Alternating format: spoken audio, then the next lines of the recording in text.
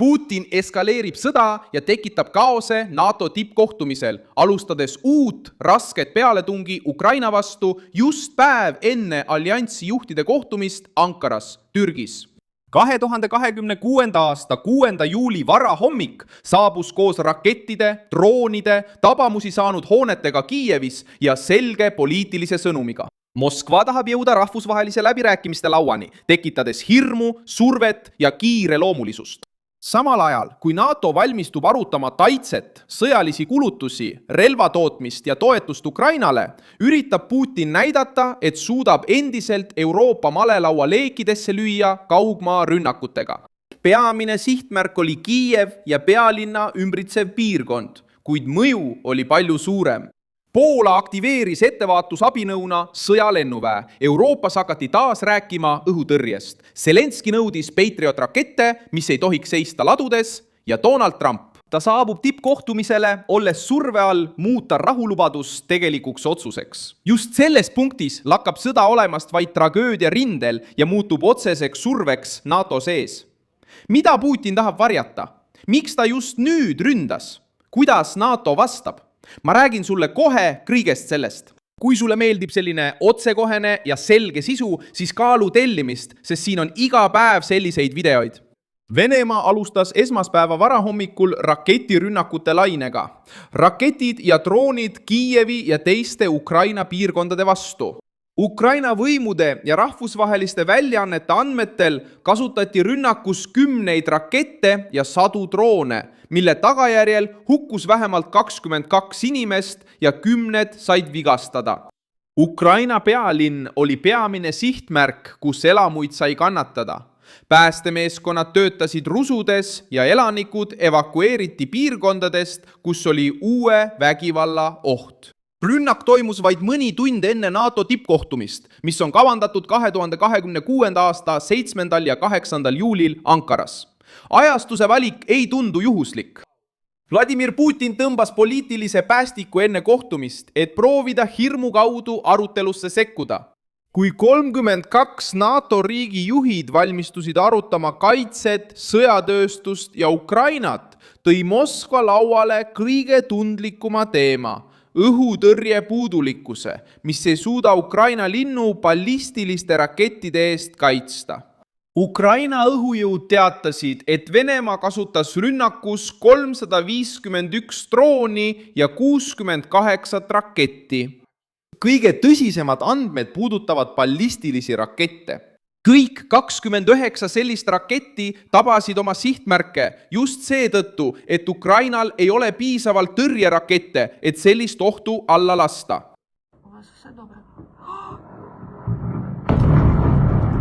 Ukrainlased suudavad alla lasta palju droone ja osa tiibrakettidest, kuid ballistilised raketid nõuavad arenenumaid süsteeme, eelkõige Ameerika Ühendriikides toodetud Patriot süsteeme. Patriot raketid peavad olema Ukraina kaitseüksustes, mitte ladudes hoiul. See nõudmine on suunatud nii Ameerika Ühendriikidele kui ka Euroopale. Ukraina teab, et ilma nende tõrjerakettideta jätkab Putin ballistiliste rakettide kasutamist suurte linnade ründamiseks, põhjustab surmasid ja sunnib elanikkonda pidevalt häireolukorras elama. Kiievi jaoks tähendab iga viivitus nende tarnetes inimelude kaotust. Poola läks samuti Vene pealetungi ajal kõrgendatud valmisolekusse. Poola sõjaväeline juhtkond teatas, et Venemaa kauppommitajate tegevuse tõttu Ukraina vastu tõusid Poola õhuruumis õhku sõjalennukid ning maapealsed õhutõrjesüsteemid pandi valmisolekusse. See oli ennetav meede, kuid näitab riski suurust. Kui Venemaa ründab Ukrainat NATO idapiiri lähedal, kerkib kohe kriisi keskmesse hirm eksimuse, provokatsiooni või õhuruumi rikkumise ees. See hoiatus on tõsine, sest Poola on nii NATO kui ka Euroopa Liidu liige. Igasugune vahejuhtum Poola territooriumil võiks tõugata alliansi veelgi tõsisemasse pingesse Moskvaga. Vladimir Putin püüab seda teha just siis, kui NATO arutab, kuidas jagada omaenda kaitsekulusid. Donald Trump saabub Ankarasse toimuvale kohtumisele, nõudes, et Euroopa liitlased kulutaksid rohkem ja võtaksid suurema vastutuse kontinendi julgeoleku eest. Ameerika Ühendriikide survealliansi liikmetele on konkreetne. Ei saa igavesti Washingtonist sõltuda, samal ajal kui Venemaa suurendab oma panust. Hiina jälgib, Lähis-Ida keeb ja Euroopa vaidleb endiselt eelarve üle, justkui oleks oht kaugel. NATO peasekretär Mark Rutte nõudis selgeid, konkreetseid ja usutavaid plaane, et liitlased täidaksid kaitseinvesteeringute eesmärgid. Arutlusel olev eesmärk on jõuda kaitsekulutustes 5%-ni SKP-st. Kes ei investeeri kaitsesse, jääb kriisi saabudes sõltuma teise valitsuse heatahtlikkusest. Ankaras toimuv kohtumine peaks samuti kinnitama sõjalist toetust Ukrainale. Oodatakse, et liitlased lubavad umbes 70 miljardit eurot varustuse, abi ja väljaõppe jaoks aastaks 2026 ilma Ameerika Ühendriikide otsese panuseta sellesse paketti. Trump tahab, et Euroopa maksaks rohkem, toodaks rohkem ja võtaks enda kanda oma osa sõjast. Ukraina soovib, et see raha muutuks õigel ajal relvadeks, õhutõrjeks ja laskemoonaks. Ursula von der Leyen, Euroopa Komisjoni president, sekkus samuti teemasse ja ütles, et Ukrainal on kiiresti vaja rohkem õhutõrjesüsteeme. Ta kinnitas, et seda teemat arutatakse Ankara tippkohtumisel. Euroopa Liit teatas veel täiendavatest toetustest suurema abipaketi raames, sealhulgas vahenditest Ukrainas toodetud droonide ostmiseks. Moskva süüdistab Ukrainat Venemaa taristu ründamises ja kasutab seda uute vastulöökide õigustamiseks.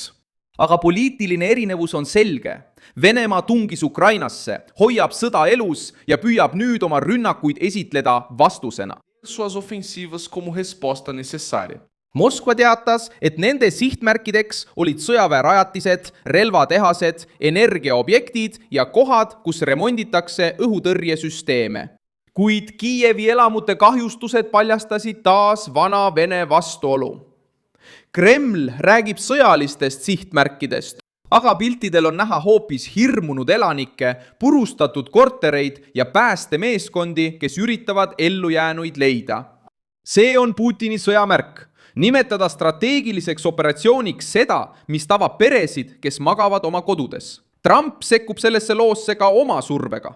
Ta on juba öelnud, et tahab sõja kiiresti lõpetada, kuid tegelikkus jõuab Ankarasse palju karmimana. Putin ei paista kõneluste tõttu taganevat. Ta kasutab rünnakut, kurnamist ja hirmu, et läbirääkimistel eelisseisundis olla. Zelenski peaks tippkohtumise ajal kohtuma Trumpiga ning võtma jutuks Patrioti tõrjerakettide, õhukaitse ja vajaduse Moskvale tugevamat survet avaldada. Türgi võõrustab tippkohtumist keerulisel ajal. Ankara soovib näidata jõudu NATO sees, laiendada koostööd kaitsevaldkonnas ja nõuda sõjalisele sektorile vähem kaubanduspiiranguid. Erdogan püüab samuti parandada dialoogi Washingtoniga ja tuua tundlikud teemad taas arutlusele. Samal ajal sunnib sõda Ukrainas kõiki liidreid tegelema teemaga, mida ei saa lahendada pelgalt diplomaatilise kõnepruugiga. Venemaa paneb proovile alliansi tegeliku võimekuse. See on probleemi tuum. Kui Ukraina vajab õhutõrjerakette ja need ei jõua kohale, kui Euroopa lubab laskemoona, kuid viivitab, kui Patriot-süsteemid on olemas, kuid jäävad poliitiliste otsuste taha kinni, siis saab Putin aega juurde. Ja aeg selles sõjas tähendab pommitatud linna, mürgenenud kaitsete eranikkonda, kes elab pideva sireeni all. Zelenski reaktsioon põhines just sellel kiire loomulisusel. Ta hoiatas, et Venemaa valmistab ette uusi rünnakuid ja et iga viivitus õhutõrjerakettide saatmisel julgustab Moskvat jätkama. Moskva sõltub üha enam raketilainetest, droonidest ja psühholoogilisest terrorist, sest ta ei suuda muuta sõda poliitiliseks võiduks. Tippkohtumine algab tugeva nõudmisega. NATO kas kiirendab reageerimist või Putin jätkab iga rahvusvahelise kohtumise kasutamist lavana kaose suurendamiseks. Suur tänu, et vaatasite seda videot lõpuni. Toetage meie projekti ja aidake rahaliselt ekraanil kuvatava Pix-võtme kaudu. Oleme sõltumatu kanal, mille eesmärk on hoida teid tõega kursis. Teie panus aitab meil jätkata.